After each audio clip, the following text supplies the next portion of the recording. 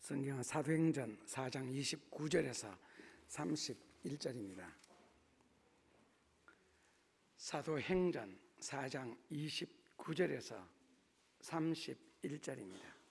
주여, 이제도 저희의 위협함을 하감하시고 또 종들로 하여금 담대히 하나님의 말씀을 전하게 하여 주옵시며 손을 내밀어 병을 낫게 하옵시고 표적과 기사가 거룩한 종 예수의 이름으로 이루어지게 하옵소서 하더라. 빌기를 다음에 모인 곳이 진동하더니 무리가 다 성령에 충만하여 담대히 하나님의 말씀을 전하니라.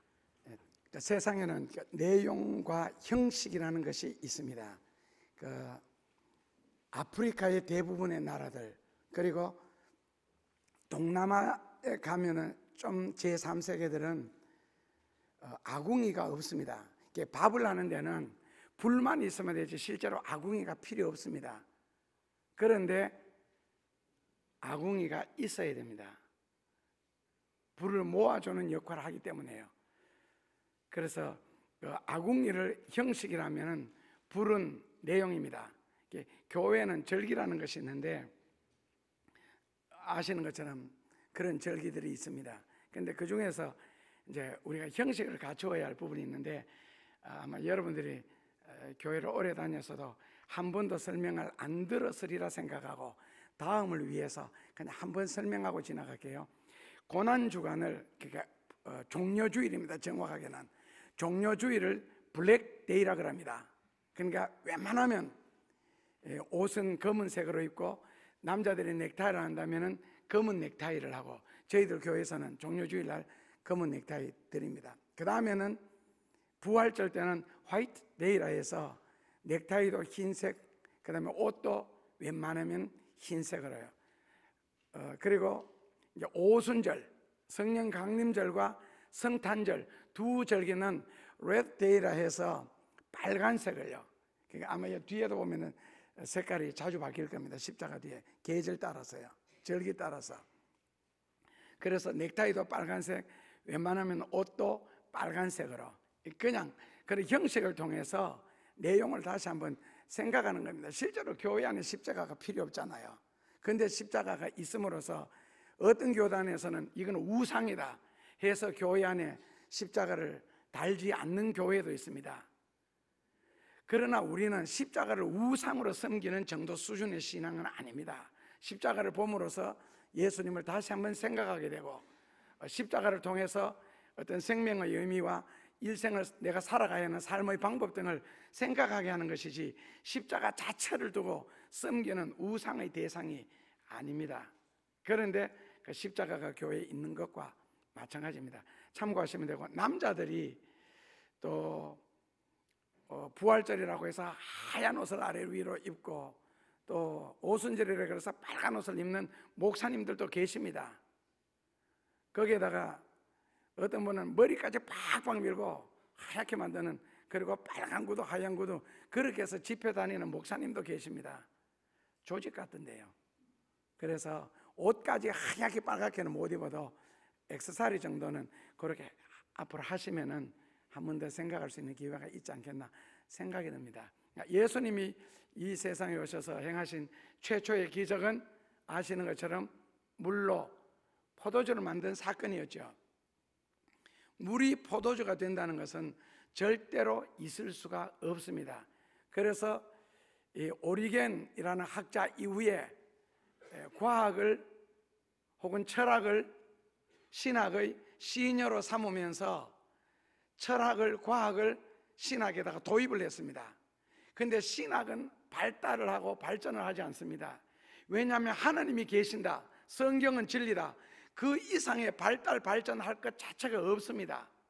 그런데 과학과 철학은 계속 발달을 했습니다. 그러면서 나중에는 철학이 신학 위에 올라가게 됐습니다.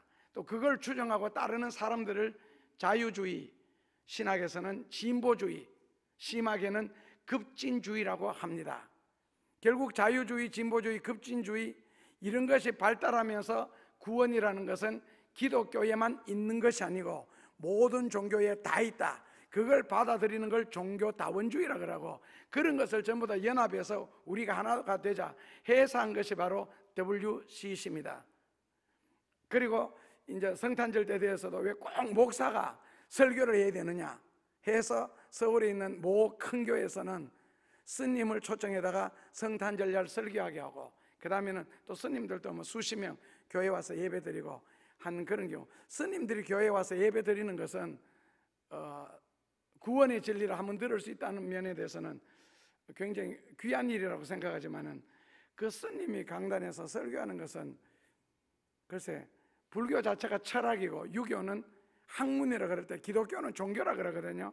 철학과 종교 자체가 근본적으로 맞지 않는데 그것이 과연 연합하는 운동일까, WCC일까?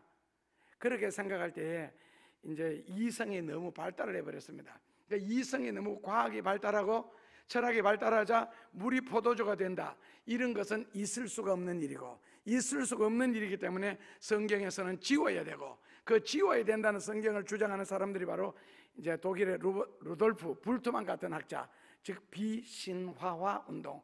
그 성경을 신화화하지 말자는 거죠. 성경을 하나님의 말씀이라고 생각하지 말고 성경에서 이성이, 과학이 증명할 수 없는 부분은 지우자 해서 물이 포도주가 된다, 태초에 하나님이 천지를 창조하셨다, 기도하니까 죽은 자가 살아났다, 병이 나았다, 이런 거는 전부 신화라는 거죠.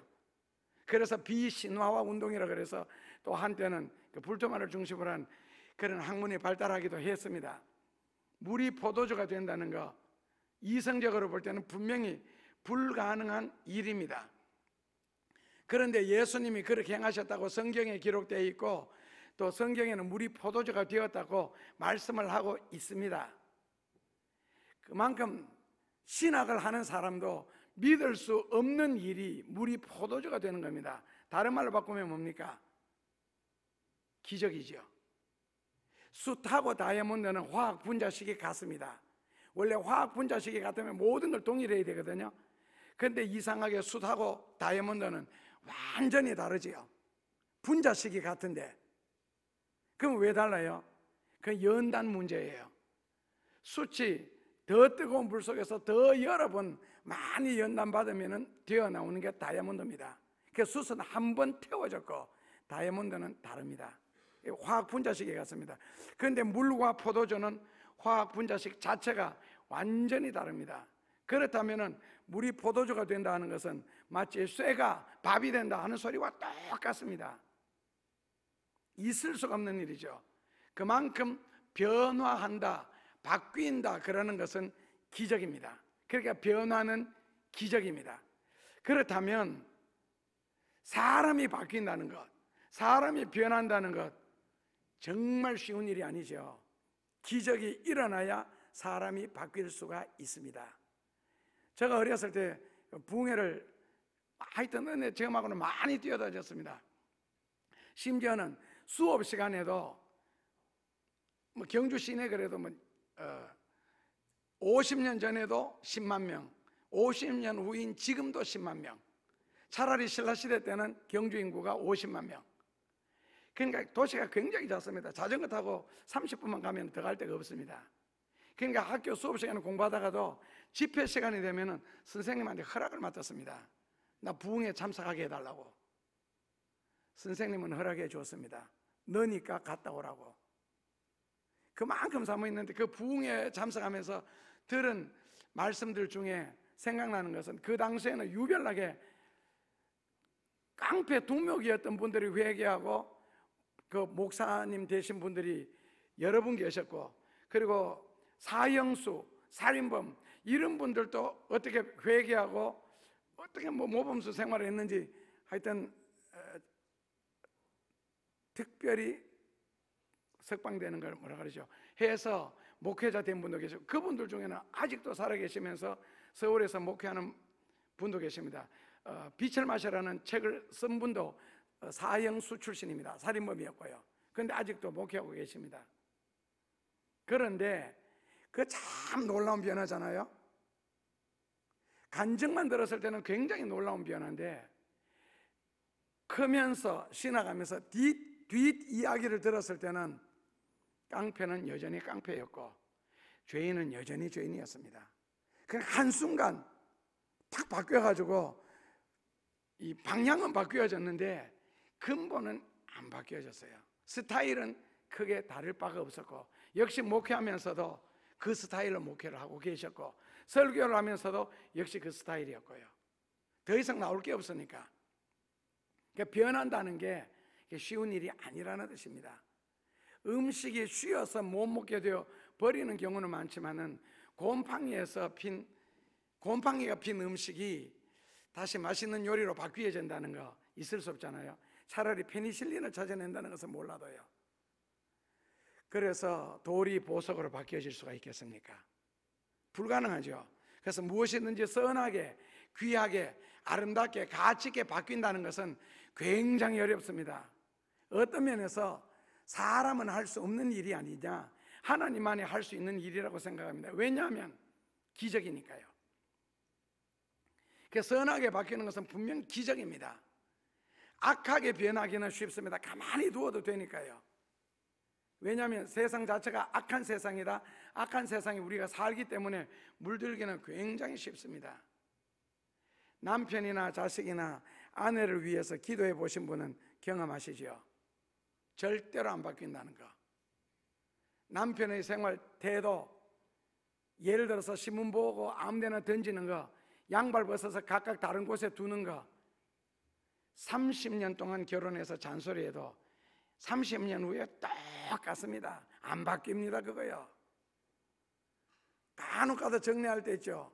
아내하고 눈빛이 딱 부딪혔을 때, 그때는 화들짝 놀라서 잠시의 평안을 위해서 안 바뀝니다. 내일 되면 또 그대로입니다. 그러니까 정신 차릴 때를 제외하고는요. 그래서 결국 마음의 옷만 갈아입었을 뿐이지 본체인 사람이 본질적으로 안 바뀌더라는 거죠. 그렇게 좋은 말씀 많이 듣고 성경을 몇 번 읽었다, 얼마나 연구했다 자랑하고, 목이 쉬어라 부르짖고 눈물 콧물 흘리면서 밤새도록 통곡을 하고 회개를 하고 밤이 맞도록 그렇게 기도하는데도 불구하고 그 시간밖에 없더라는 겁니다. 해가 바뀌고 밤이 바뀌니까 또 그대로라는 거죠. 예를 들어서 남을 비판하지 마라, 뒷담화 까지 마라, 욕하지 마라, 판단하지 마라. 아무리 성경을 외우고 읽고 그 모르는 사람 없는데도 불구하고 여전히 뒤에서 칭찬하고 격려하기보다는 비판을 하고 판단을 하고 욕을 하고 안 바뀐다는 거죠. 그렇게 눈물 흘리면서 다음부터는 절대로 그런 죄를 짓지 않겠습니다 했는데 또 하더라는 겁니다. 그렇게 기도하고 그렇게 설교 듣고 그렇게 성경 읽고 그렇게 결심하는데도 안 바뀌더라는 겁니다. 왜요? 바뀌는 것은 기적이거든요. 여전히 화를 내야 할 자리에서는 바로 화를 내고, 이기적인 자리에서는 여지없이 계산부터 먼저 하고, 본성이 드러나고 고함을 지르는 자리에서는 절제가 안 되더라는 겁니다. 왜요? 변화는 기적이니까요. 그렇기 때문에 변화되려고 하면은 기적이 일어날 만큼 노력을 하셔야 됩니다. 그런데 기적은 절대로 쉽지를 않습니다. 그렇다면 하나님에게서 우리가 변화받기 위해서는 하나님의 말씀으로만이 가능하거든요. 그렇다면 하나님의 말씀으로 통하여서 우리가 변화받기 위해서는 그 말씀이 우리 속에 들어와야 되고, 그리고 마음이라는 그 그릇 속에 담겨져 있어야 되고, 그 담겨진 그 진리가 마음속에서 역사를 함으로써 변화시키기 위해서는 기도라는 것이 꼭 필요하고 헌신이라는 것이 반드시 필요합니다. 그런데 말씀을 내 속에 담아서 그 말씀이 살아 움직이도록 기도를 한다든지 헌신을 한다든지 희생을 한다는 것은 거의 불가능한 일이잖아요. 아니면은 귀한 일이고요. 그래서 막스 웨버가 기독교를 동양에서는 이제 그릇으로 사용한다, 사람을. 동양에서는 종교가 신의 그릇이라는 거예요. 그러니까 명상, 묵상 이런 걸 하잖아요. 안 움직이잖아요. 서양에서는 도구기 때문에 끊임없이 일을 해야 되고, 그래서 기독교가 들어가는 나라가 가난하게 살 수 없는 것은 기독교라는 진리가 게으르도록 만들지를 않습니다. 기독교라는 복음을 받아들이고 하나님의 자녀가 되었는데도 게으르게 산다, 낮에 잠을 잔다, 이것은 죄를 짓는 것이 아니고 저주입니다. 하나님의 자녀가 되어 게으르게 사는 것은 저주입니다. 죄가 아니고요, 하나님이 우리에게 주신 엄청난 사명을 다 꺾어버리고 눌러버리는 게 그게 게으름이거든요. 그러니까 성경에 특히 잠언에서는 게으름을 그렇게 하나님이 싫어하시고 저주하시듯이, 저주보다 더 심하죠. 네가 그렇게 살아서, 게으르게 살아서 부자가 되겠느냐? 가난이 군사같이 너에게 들어 닥칠 것이고 궁핍이 강도처럼 너를 치리라. 이건 저주 이상 아닙니까? 그래서 기독교 진리는 바로 인간을 도구로 사용하기 때문에 움직여야 되고 일을 해야 사랑을 받고 복을 받습니다. 그런데 동양에서는 인간을 그릇이라고 봅니다. 신비롭지요, 뭐가 담겨져 있는지. 그런데 말씀을 읽을 때나 진리를 대할 때에 그 그릇을 엎어놓고 대한다, 아니면 다른 생각하고 대한다 라고 한다면 아무리 들어도 아무리 보아도 신명기 29장 3, 4절에 있는 것처럼 하나님이 깨닫는 마음을 주시지를 않겠지요. 진리는 깨닫는 마음을 주셔야 진리가 깨달아지거든요. 머리로 이해되는 것하고 진리 깨닫는 것하고는 또 다릅니다. 그래서 에스겔서에서는 이걸 비로 비유를 했거든요. 비가 올 때 비가 아무리 쏟아져도 그릇을 엎어놓으면 물이 담기지를 않는답니다. 그래서 심지어 에스겔서 34장 26절에 복이 장마비처럼 쏟아질지라도 너희에게 임하지 아니하나니 그릇을 엎어놓았다는 겁니다. 복이 장마비처럼 하나님이 너에게 역사를 할지라도. 그래서 그릇은 바르게 세워놓아야, 바르게 놓아야 물이 담기는데, 엎어놓은 마음그릇, 사고방식, 의식구조가 이 바르게 된다는 것은 밥그릇 같으면 간단하게 뒤집어 놓으면 됩니다. 그런데 마음의 그릇은 그게 안 되잖아요. 그러니까 비를 맞으면, 옷에 젖으면 짜증나잖아요. 그 진리를 잘못 들으면 화가 나고 짜증나지, 그 짜증나고 화가 나는 것은 결국 상처가 있다는 뜻이거든요. 바닷물 속에 뛰어들어갔을 때에 건강하면 몸에 상처가 없으면 아무렇지도 않습니다. 그런데 조금 상처가 있는 곳에 바닷물이 닿으면 따갑지요. 그 말씀을 듣고 화를 내는 이유, 흥분하는 이유, 거부하는 이유, 비판하는 이유는 그 부분에 자기 생활 속에, 마음 속에 상처가 있어서 그렇습니다. 그렇다면 상처는 치료를 받아야 되는데 치료받을 생각 안 하고 반발을 하지요. 왜? 자존심 때문에. 그래서 예수 믿으면서 제일 먼저 버려야 될 것은 자존심이고, 가장 먼저 터득해야 할 진리는 인내입니다. 기다림요. 그 자존심과 인내, 이 두 가지 터득 못하면은 신앙생활 하기가 쉽지 않을 겁니다. 한다면은 그냥 내가 기독교라는 종교를 가졌고 주일날 교회 간다는 액세서리 정도는 될지라도 하나님의 자녀가 되고 크리스찬이 되기에는 거의 불가능할 겁니다. 그러니까 사람이 손을 대지 않고 엎어진 그릇을 이게 바르게 놓는다는 게 얼마나 힘든 게 아니죠. 기적이죠. 그래서 만약에 하나님을 큰 그릇으로 볼 때 우리가 하나님 속에 들어가서 뭐 꼭 그 오이나 고추처럼 이 장아찌 만드는 거 있잖아요.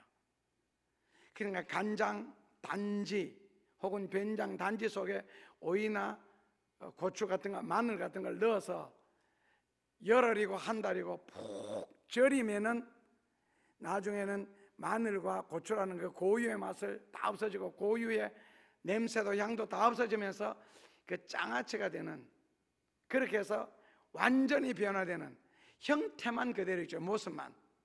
결국에는 사람의 모습, 뭐 은혜 충만하게 받았다고 해서 검은 피부가 갑자기 희게 되는 것도 아니고, 뭐 키 큰 사람이 작아지는 것도 아니고, 살찐 사람이 갑자기 뭐 살이 확 빠지는 것도 전혀 아닙니다. 외모는 변화가 없는데 언어, 사고방식, 의식구조 같은 것은 마치 마늘이 장아찌가 되듯이 완전히 다 바뀌죠. 그건 충분하게 간장 맛이 스며들 때만이 가능하거든요. 그러니까 절구어져야.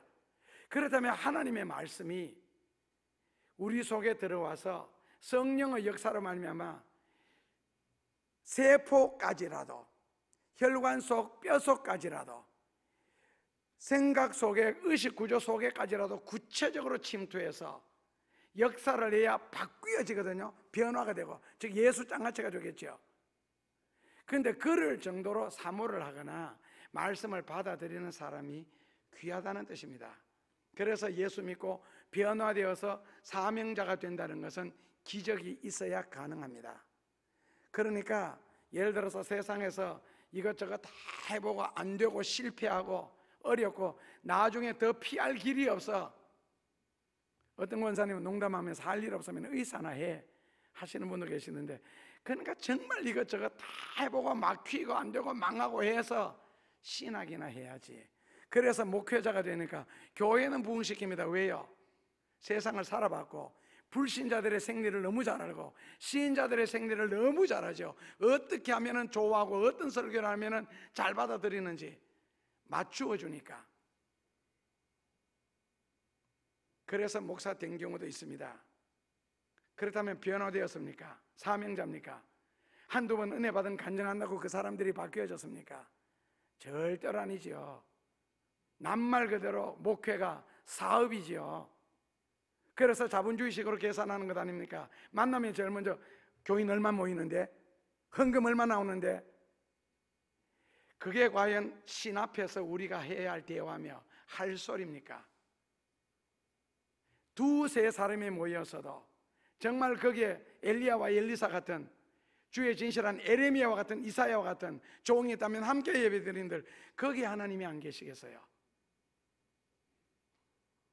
자본주의식으로 수천 명 수만 명이 모여서 찬송가를 부른다고 거기에 하나님이 계시겠어요? 물론 거기에 하나님이 안 계시는 것이 아니고 두세 사람이 있다고 하나님이 반드시 계시는 것은 아닙니다. 설교가 비본질적으로 흐르고 교회가 비본질적인 사업으로 투자되어진다면 그게 과연 하나님을 아버지로 모시고 십자가를 진 자의 단체를 할 수 있겠습니까? 그래서 이 변화되는 사람은 소수고 귀합니다. 그래서 사도행전이라는 것은 바로 그렇게 변화된 사람들의 이야기입니다. 사도행전이요. 바울이 그러하였고 오늘 본문을 전하는 베드로가 그러하였습니다. 변화되기가 절대로 쉽지 않습니다.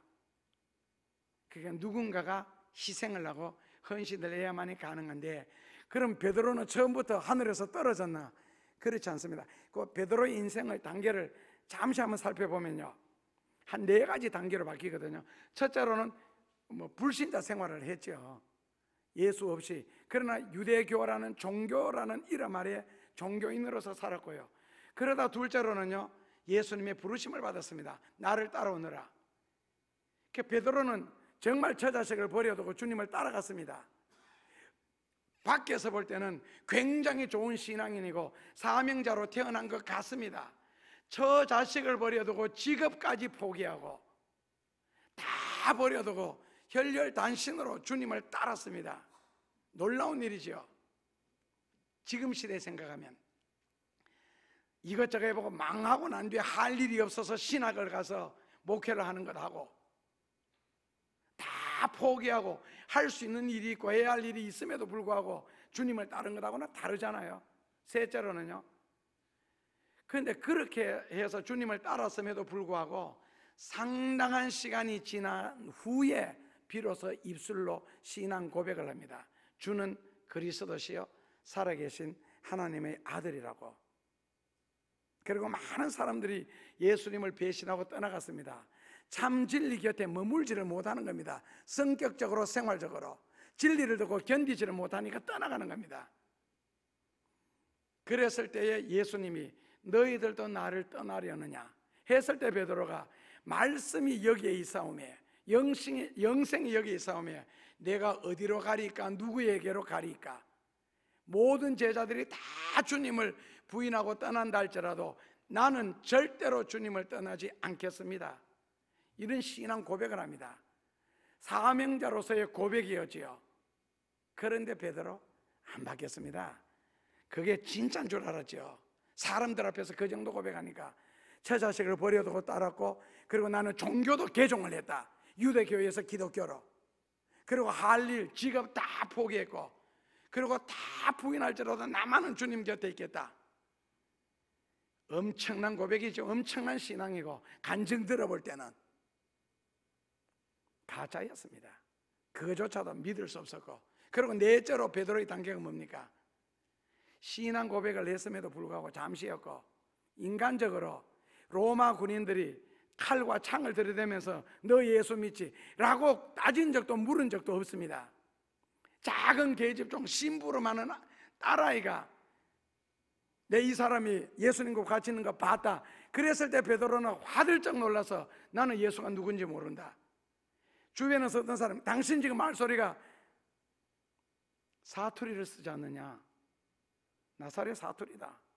베드로가 뭐라고요? 맹세하며 예수님을 부인했습니다. 그리고는요, 저주하며 예수님을 부인했습니다. 처자식 버려두고 직업을 버려두고 모든 제자들이 다 주를 부인하고 떠날지라도 나는 죽도록 주님 곁에 있겠습니다라고 고백한 것이 몇 시간 전이고 며칠 전인데, 그런데 저주해요. 맹세하며 저주해요. 그러면서 예수님을 부인해요. 이런 것을 볼 때에 입술은 믿음이 아무리 좋아도 절대로 믿을 수가 없습니다. 지갑이 믿음이 좋아야 되고, 몸이 믿음이 좋아야지 말 못 믿습니다. 혓바닥 방향만 바꾸면 되잖아요. 그 말로 신앙 고백 듣고 누가 믿을 수가 있어요? 그래서 말만 듣고 감동받아가 덜커덕 직원으로 채용했더니 요셉 같은 청년이 아니더라는 겁니다. 고아로 자라서 어렸을 때부터 불쌍해서 집에 데리고 와서 키웠습니다. 그리고는 공부를 시켰습니다. 그리고는 약국을 맡겼습니다. 물론 주인하고 같이 근무하죠. 혼자서 근무할 수 있는 곳이 아니니까. 약국이 누가 혼자 근무합니까? 했더니 나중에 그렇게 키운 장로님이, 권사님이 이제 연세가 많으셔서 딸에게 약국을 맡기면서 같이 해라, 키웠다. 물론 나이는 몇 살 차이 안 나고 그동안에 결혼도 시켜줬고 집도 사줬고요. 그런데 딸이 근무하면서 보니까 분명하게 손님이 와서 돈을 이렇게 내고 약을 사갔는데, 그리고 10,000원짜리 몇 장을 받았는데 잠시 후에 이 서랍을 열어보면 10,000원짜리가 다 사라졌습니다. 1,000원짜리만 있고. 이상하다, 이상하다. 하루 이틀도 아니고 한두 주일도 아니고. 그 젊은이가 역시 빠르겠죠. 그 다음에 지켜봤습니다. 결국 그놈이 계속 돈을 훔쳐갔는데, 그래서 딸은 바로 잘랐죠. 자르고 보니까 아파트 3채나 사놨더랍니다. 믿을 수 있겠습니까? 어떻게 하면 사람을 믿을 수가 있겠습니까? 포항에 있는 어떤 약국의 장로님의 이야기입니다. 그분 제가 처음에 개척할 때 7번째 개척할 때 건물을 얻을 수 있는 헌금을 하신 분입니다. 고아라서 어렸을 때부터 데리고 와서 키우고 공부시키고 결혼시켜주고 집 사주고 더 이상 어떻게 은혜를 베풀어야 됩니까? 그런데 그 놈이 돈을 다 훔쳐가더라는, 말 듣고 모릅니다. 같이 키워도 모릅니다. 한 이불 밑에 같이 자도 모릅니다. 언제 바뀔지. 황혼이혼이 무슨 뜻입니까? 오죽하면 신문에 95살 된 할머니가 93살 된 할아버지에게 더 이상은 참고 못 살겠다고 이혼하자고 덤비겠어요. 결혼생활 70년인데 70년 동안 한 이불 밑에서 자라는 게 아니고 살았는데, 결국에는 고백해도 필요 없고 간증해도 필요 없고 눈물 흘려도 못 믿습니다. 그러니까 바로 5번째 단계가 변화시킨 사건입니다. 바로 오늘 성령 강림절, 오순절 성령에 충만한 사건입니다. 베드로가 이것을 경험하게 됩니다. 성령 충만하기 전에 베드로는 어떤 고백을 하고 어떤 결심을 하고 어떤 말을 했을지라도 핍박하기 전에 도망부터 갔고 작은 사건에도 저주하며 맹세하며 부인을 했습니다. 그러나 성령 강림 전날, 성령 강림이 베드로 속에 있고 그 충만한 은혜를 베드로가 경험하고 난 뒤에는 말로 바뀐 게 아니고 몸이 바뀌었습니다. 그리고 사상이 바뀌었습니다. 물이 포도주가 되듯이 근본적으로 변화가 되었습니다. 결국 예수님의 최초의 기적, 물로 포도주 만든 사건은 너희들이 지금 세상에서 이기적으로 살았고 돈 벌며 살았고 모든 사건을 돈으로 계산하고 사람을 대할지라도 돈으로 계산을 했고 자기중심으로 생각했는데 그런 식의 사고방식 가지고는 나를 따라서는 절대로 나를 따를 수 없다. 그러므로 물이 포도주가 되듯이 변화되어야만이 나를 온전히 믿을 수가 있다. 그래서 예수님의 최초의 기적을 술 만들어 놓고 사건 일으킨 것이 아니고 물로 포도주를 만드는 변화의 사건을 기적으로 행하셨던 겁니다. 오늘날도 예수님을 믿기 위해서는 물이 포도주가 되듯이 변화되어야 예수님을 끝까지 믿을 수가 있습니다. 그렇지 않으면 베드로처럼 작은 일에도 예수님을 부인하고 그리고 도망부터 갈 준비를 하고 피할 준비부터 하고 부인하고 저주할 준비부터 하고 삽니다. 언젠가는 예수님을 떠날 수밖에 없는, 더 이상 진리를 들을 수 있는 마음도 안 되는 거 있잖아요. 가책을 받아서. 가책받으면 회개하면 간단하지요. 그런데 우리나라에서는 현대 기독교인들이 회개를 너무 쉽게 하기 때문에 같은 죄를 너무 쉽게 또 범합니다. 천주교처럼 신부에게 가서 고해 성사를 했을 때 고해 성사하는 것으로 끝나는 게 아니잖아요. 그 고해 성사를 신부가 딱 듣고 난 뒤에 그 다음 거기에 대해서 처벌을 합니다. 너 그 죄를 지었으니까 10일간 금식 기도를 해. 그 죄 지어서 그렇다면 구약 성경처럼 회개의 헌금, 신약으로 바꾸면 회개 헌금, 그 당시에는 양소 이런 거고요. 그러면 회개 헌금 1,000,000원 해. 아니면 사회에 나가서 100시간을 봉사해, 사회 봉사해. 이런 식으로 신부가 다 처벌을 내려줍니다. 말로 고해 성사하고 끝나는 것이 아니고요. 기독교 회개는 말로 끝나잖아요. 그러니까 몸으로 다시 죄를 짓거든요. 그래서 베드로가 그렇게 결심을 하고 신앙 고백했음에도 불구하고 예수님을 스스로가 버리고 스스로가 도망가는, 그런데 성령의 충만한 은혜를 받고 난 뒤에는요 죽도록 충성을 했고 마지막에 죽으면서도 충성을 했고 죽으면서도 나 같은 죄인이 예수님과 같은 방법과 방향으로 십자가에 달려 죽는 것 자체가 죄송스럽다. 그래서 나는 거꾸로 십자가에 달아달라. 그래서 결국 발을 위로 하고 머리를 아래로 해서 십자가에 못을 박아 죽이게 됩니다. 그러면서도 부인하지 않고 그때까지 주님을 사랑하고 진리를 따르게 됩니다. 이런 것을 볼 때 오순절 성령의 역사라는 것은 기독교에 있어서 가장 중요한 절기가 아닐까. 오늘 우리가 예수를 믿고 교회를 다니면서도 이 성령의 은혜를 받기 전에는 한마디로 기독교인이고 교회 다니는 사람이지 하나님의 자녀도 천국 백성도 크리스찬도 아닙니다. 오순절 성령의 내재 사건을 경험하기 전에 하나님 앞에서는 아무것도 아닙니다. 그래서 창세기 6장 3절 이후에 사람들이 선악과를 따먹고 죄를 지기 시작할 때 성경에는 그들이 육체가 되었더라.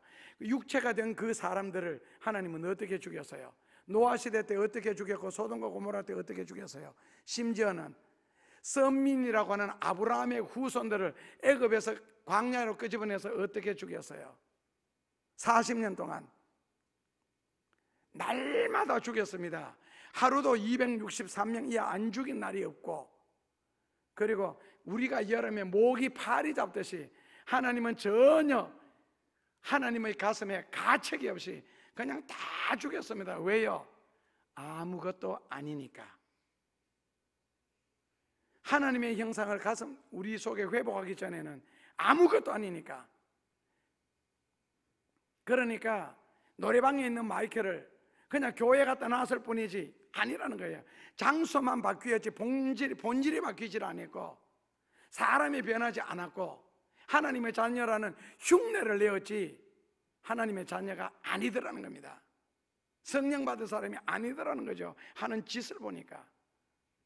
그것이 지금은 하나님이 뽑지를 않고 가만히 두지요. 같이 예배 드리도록 또 그냥 두고. 왜요? 교회는 마귀도 자기 편이 있기 때문에 그렇습니다. 그래서 아주 잘못된 사람, 다른 교우들에게 좋지 않은 영향을 끼치는 사람을 뽑아내가지고 요한복음에 있는 것처럼 당신 교회 나가 출교하지 마라 그랬습니다. 이유는요, 다른 진실한 신자가 다칠까봐. 내가 심판대 가서 내가 심판할 테니까 그냥 두라. 결국 다른 영혼들 때문에 그냥 둘 뿐이라는 겁니다. 성경에서는요. 그러니까 하나님이 보실 때 너는 아니라는 거예요. 나더러 주여 주여 하는 자가 하나님의 자녀가 아니고 내 아버지의 뜻대로 행하는 자라야 천국 백성이다. 마태복음 7장 22, 3절에 있습니다. 결국에는 하나님의 뜻대로 믿는 자가 아니고, 믿는다 그러는 말은 마음으로 믿고 입술로 믿는 거거든요. 근데 몸이 거부해버리면 디도서 1장 16, 17절 이하에 있는 것처럼 입술로는 신앙 고백하고 하나님을 믿는다나 몸으로 거부하니 너는 배신자라 그랬습니다. 그러니까 결국에는 몸으로 예수를 믿지 않으면 믿는 것이 아니랍니다. 입을 누가 믿을 수 있느냐는 거죠. 말로 하는 걸 말로 할 뿐인데. 그래서 입술의 신앙은 사건에 부딪혀 보니까 원래 모습이 나오더라는 거죠. 원래 모습이. 구정물통 시골에서 많이 보셨죠? 옛날 소 키우고 개 키우고 할 때 그 구정물 받아가지고 소주 끓일 때 넣던데, 구정물통 있잖아요. 가만히 들여다보면 위에는요 일반 우물물하고 똑같습니다. 굉장히 맑은 물이 있습니다. 약 1cm 정도는요. 아주 맑은 물입니다. 그 다음에 그 밑에요 뿌연 물이 이제 구정물이 있고, 그 밑에는요 이제 온갖 음식 쓰레기들, 뭐 콩나물 대가리부터 시작해서 멸치뼈까지 그 밑에 가라앉아가 있죠. 그런 상태라는 거죠. 교회 다니는 것이. 휘저 보니까, 사건에 부딪혀 보니까, 진리를 가지고 도전해 보니까 본색이 드러나더라는 겁니다. 그러니까 더 이상 진리를 들을 수 있는, 심하게 표현하면 자격조차 안 되더라는 거죠. 자격조차도.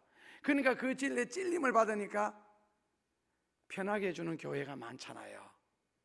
세상을 살아보고 죄를 지을 것 다 지어보고 사기도 쳐보고 거짓말도 해보고 세상의 이 구석 저 구석에서 다 빙글로 본 사람들이 목회를 하니까 편하잖아요. 그런 교회 나면 숨기도 좋고, 그리고 설교도 이런 식으로 안 하고 무조건 괜찮죠. 교회만 나오면은 구원 다 받았고 교회만 나오면은 휴가 다 됩니다. 이런 식으로 가르치는 것이 보수주의입니다.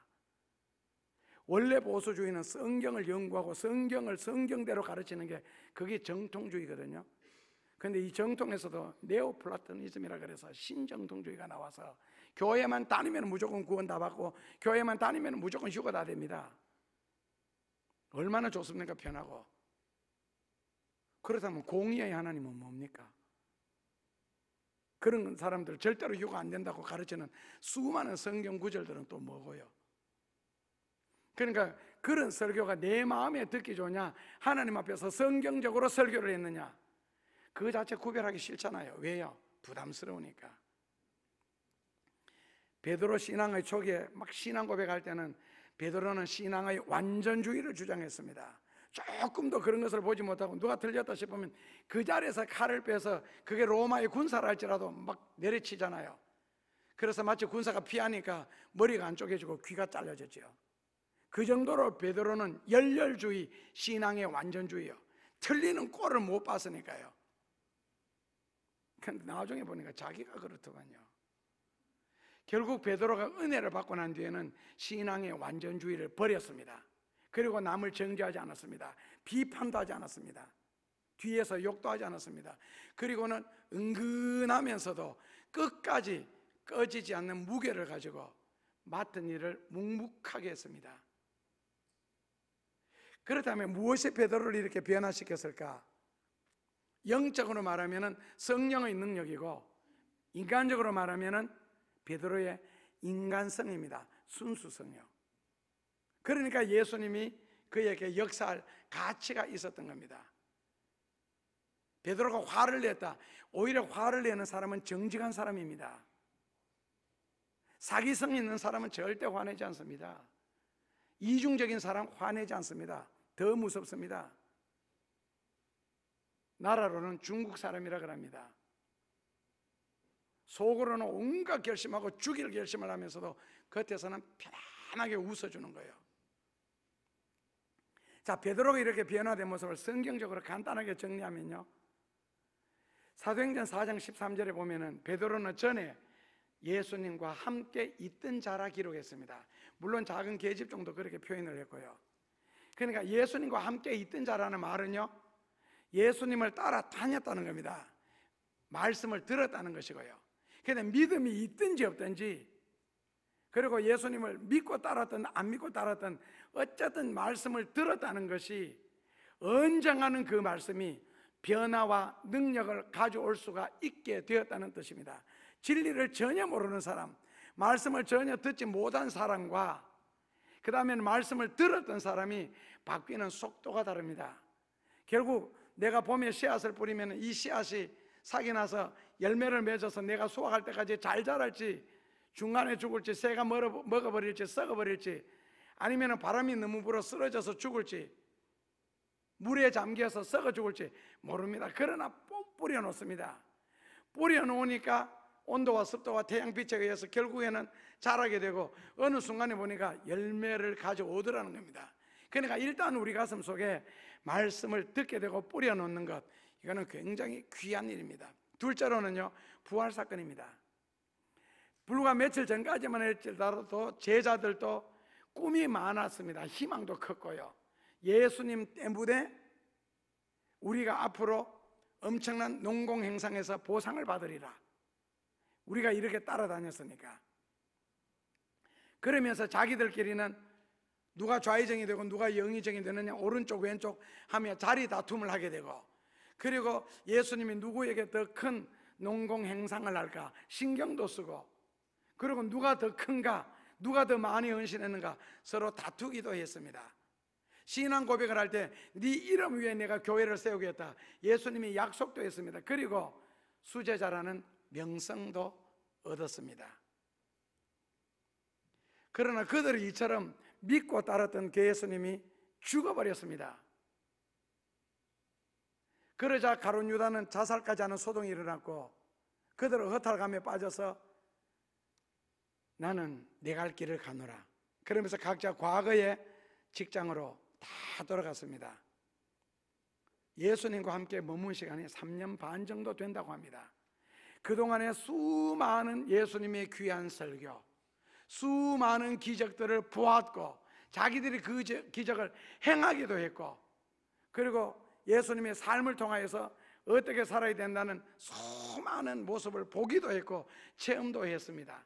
그리고 부활 사건을 뻔히 봤습니다. 그리고 들었습니다. 그러면서도 제자들은 도망을 갔습니다.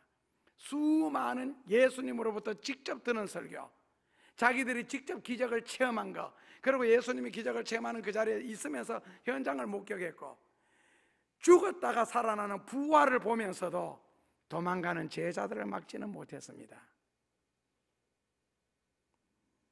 알아도 필요 없었고, 배워도 필요 없고, 봐도 필요 없고, 체험해도 깨달아도 다 필요 없었습니다. 여전히 베드로는 베드로였고 가룟 유다는 여전히 가룟 유다였습니다. 그렇게 예수님과 더불어 감동적인 생활을 3년 이상 했는데도 달라지지 않았습니다. 일반 사람들은 예수님께 한 번 가까이 가기 위해서 밀고 당기고 옷자락을 잡아당기고 온갖 짓을 다 하는데도, 이들은 3년 반 동안 밤낮으로 예수님 옆에 있으면서도 변화되지 않았습니다. 왜 그랬을까? 근본적으로 진리를 사모하거나 예수님을 사랑하는 마음이 없어서 그렇습니다. 그런 상태에서 교회를 다니기 때문에, 예수님을 따랐기 때문에 그렇습니다. 한 번이라도 예수님이 옷자락에만 손을 대어도 십몇 년 동안 고통스럽던 이 병까지, 그 당시 의학으로 고칠 수 없는 이 병까지 나으리라 하는 그런 간절한 마음으로 예수님의 옷자락에 손을 대었느냐?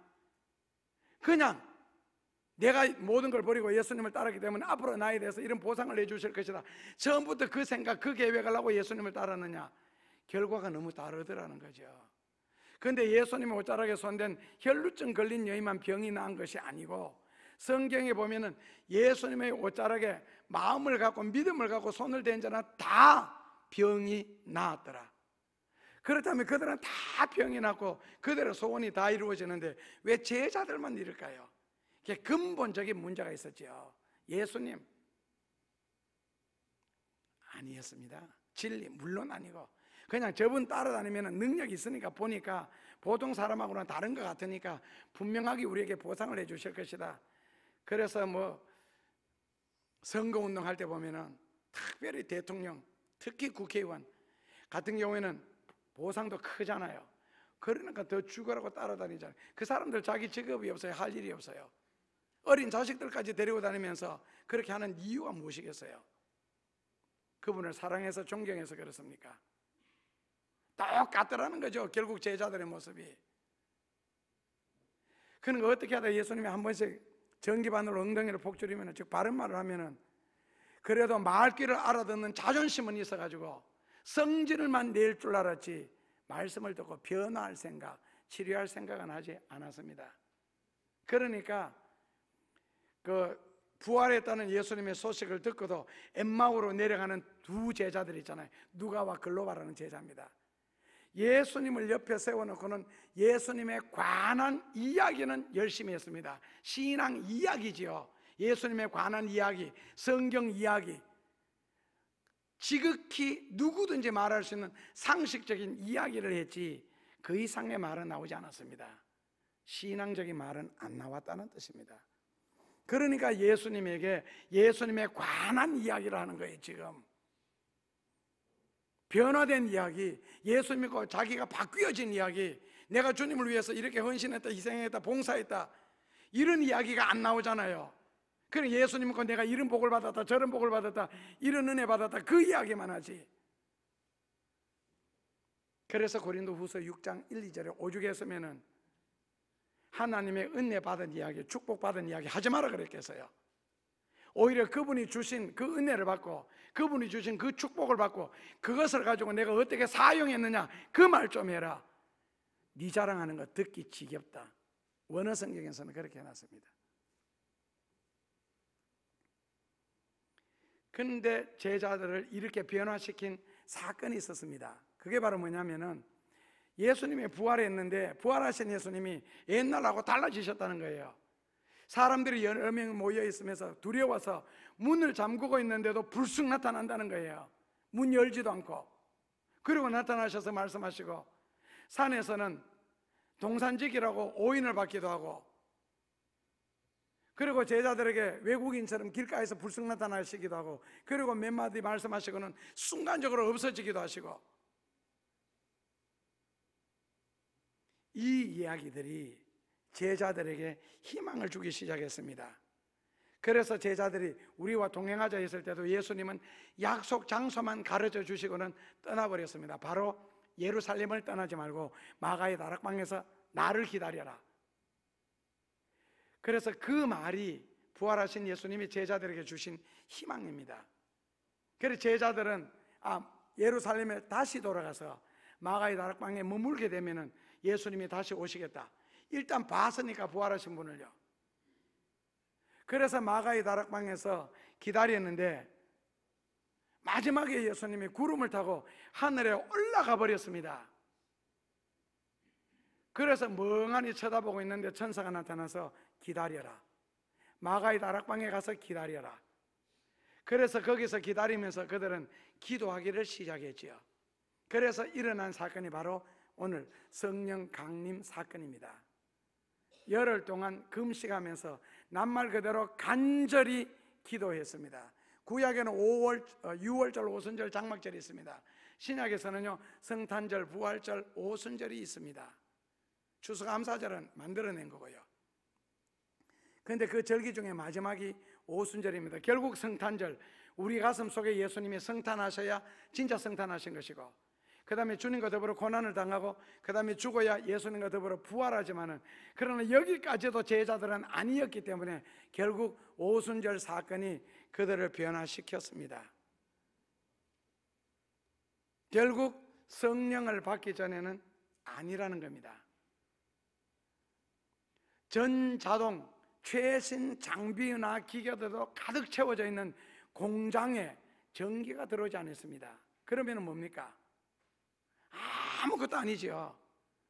만약에 좁은 집에 살면서, 아니면 일반 주택에 살면서 뭐 좋은 승용차 큰 차를 마당에다 한 대 세워놨습니다. 그런데 기름이 없습니다. 그리고 운전할 줄 모릅니다. 갖다 놨을 때 잠시는 기쁩니다. 그 마당에 세워져 있는 차 때문에 온 마당을 다 차지하고, 그 다음에는 그게 얼마나 불편하겠어요. 그런데 최신 장비나 기계로 공장을 가득 채워놨는데 공장에 전기가 없어서 돌아가지 않는다. 그럼 이때까지 투자한 게 뭐가 됩니까? 그런데 거기에 전기가 싹 들어왔을 때 어떤 현상이 일어나겠어요? 갑자기 요란한 소리를 내면서 그 쓸모없이 느껴졌던 그 모든 장비들, 기계들이 움직이기 시작했습니다. 전구에서는 빛이 나오기 시작해서 어두움을 밝혔고, 에어컨에서는 찬바람이 나고, 텔레비전에서는 온갖 활동 사진들이 나타나고, 전기밥솥에서는 밥이 저절로 되고, 신기하지 않습니까? 청소기는 구석구석 집안을 다니면서 자기 혼자 청소를 다 해주고, 자동 칫솔에 전기가 들어오니까 입만 대고 있으니까 칫솔에 내 입을 지가 알아서 안팎으로 고루고루 다 닦아주고. 바로 성령이 우리 가운데 역사하시면은 놀랄 일들이 생깁니다. 내가 이러한 능력이 있었구나, 자기도 깨닫지 못할 정도로 신기한 일들이 일어납니다. 간절히 기도하다 보니까 죽을 병에 걸린 사람들이 병에서 해방되고, 귀신들조차도 쫓겨나가게 되고, 한 번 기도로 병이 낫는가 하면은 여러 가지 어려웠던 문제들이 풀려나가기 시작하는 그 신기한 역사, 그리고 기도한 것이 하나님의 뜻을 따라 이루어지는 모습을 경험하게 될 때 아마 이것을 놀라운 경험을 하게 될 겁니다. 성경에 일어난 창세기부터 계시록까지 있는 모든 기적들은 창세기에서 일어나고 출애굽기에서 일어난 것이 아니라 이 시대에 하나님이 나를 통하여서 일으킬 기적을 하나님은 미리 보여주셨다라고 느껴지게 됩니다. 그리고 성경은 경전이고 하나님의 말씀으로 존재하는 것이 아니라 지금 하나님이 내게 하시는 말씀으로서, 지금 이 말씀은 살아 운동력이 있어 모든 성취 능력이 내게 나타난다는 그 하나님의 능력을 체험할 수가 있습니다. 그래서 하나님이 나를 쓰시기 시작한다는 것을, 그리고 모든 것을 가능케 하신다는 것을 체험하게 됩니다. 그래서 모세에게는 아무것도 아닌 양떼들을 칠 때 사용했던 지팡이 하나, 누구나 머리카락은 다 있는데 삼손에게 있어서 그 머리카락 몇 가닥, 그것을 통해서 하나님은 한 나라를 멸망시키기도 하고 한 나라를 구원하기도 하고 한 민족을 인도하기도 한다는 것을, 머리카락 몇 가닥 지팡이만 있어도 가능하다는 것을 깨닫게 되었습니다. 그러므로 나 자신이 하나님 앞에 헌신되어지려고 결심하고 그렇게 살 수 있다면 하나님도 예수님도 살아계신 지금 내 구주시여 주님이시여 내 아버지시라는 고백이 저절로 나오게 됩니다. 그리고 그런 은혜를 끊임없이 체험하게 됩니다.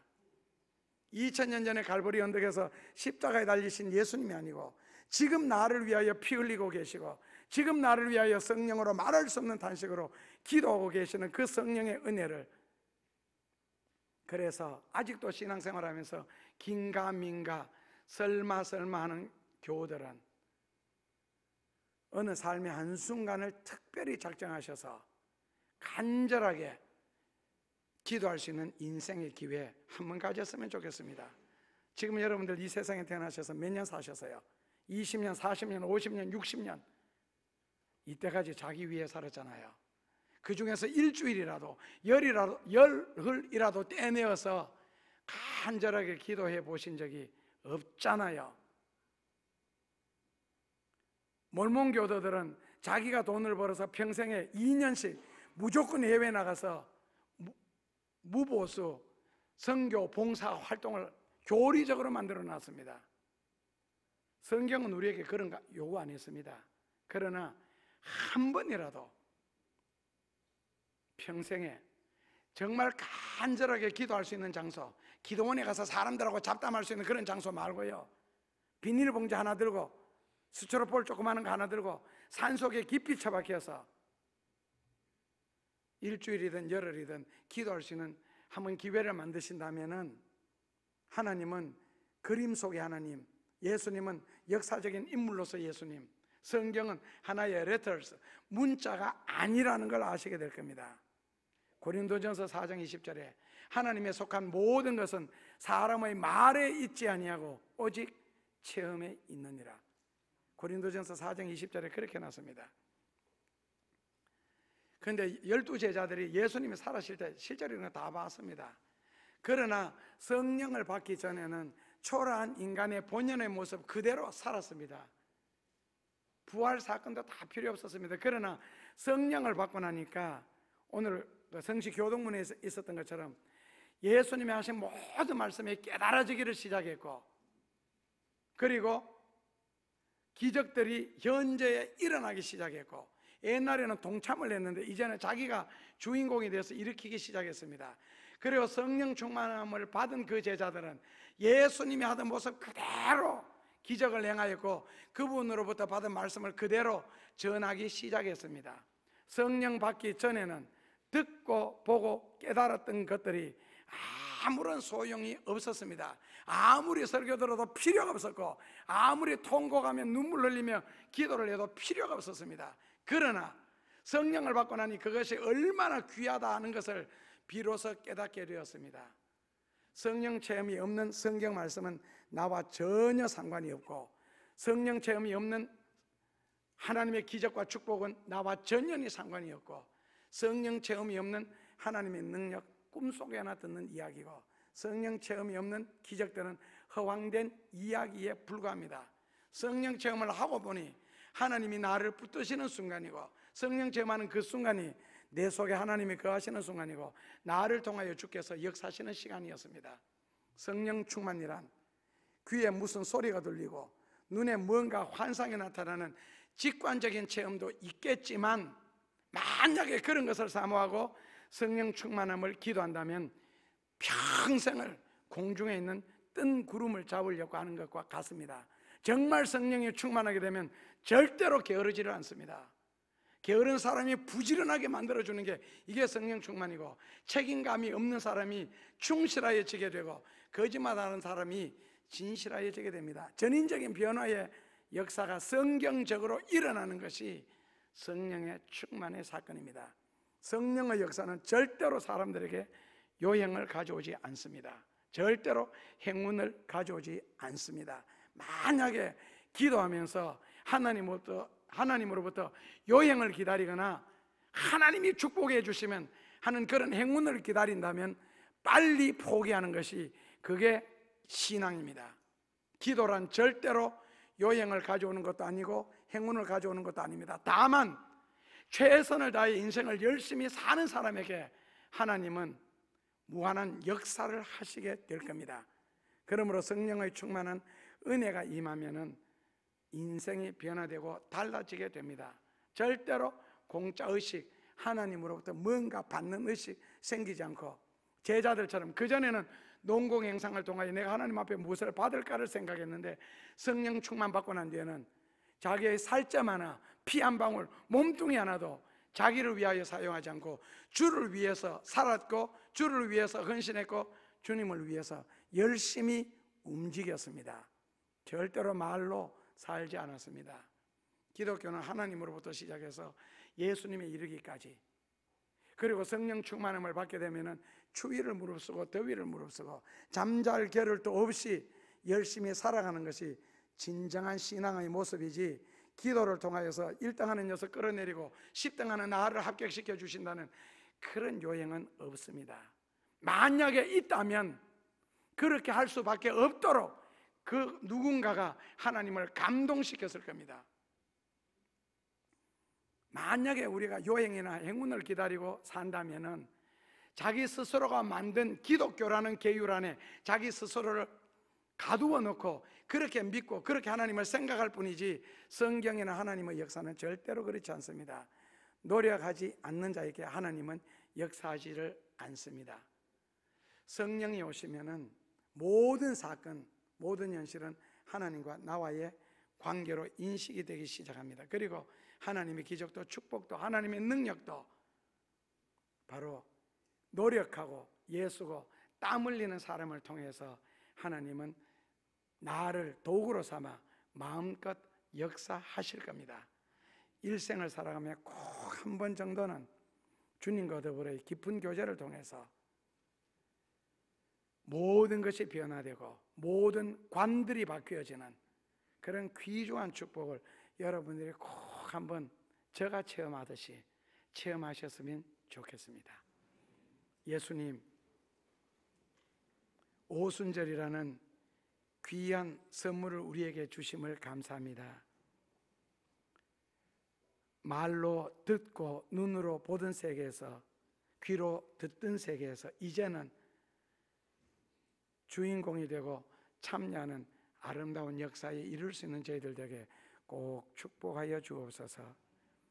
베드로처럼 많이 어설프고 많이 부족하고